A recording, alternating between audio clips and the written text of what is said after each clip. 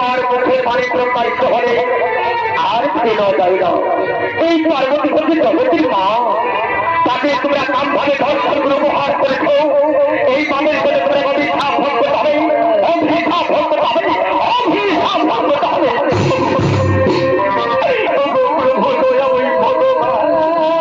আমরা নাম চিনি, আমরা নাম চিনি অন্যায় করেছি, অপরাধ করেছি, আমাদের ক্ষমা করে দিলি ভগবান, আমাদের ক্ষমা করে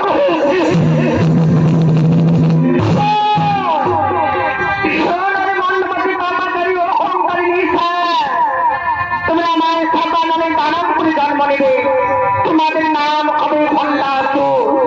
এই জন্মে তোমরা যদি অঙ্গ হলো পরিণামে দানব করে একটি অঙ্গরূপে জন্মগ্রহণ করবে।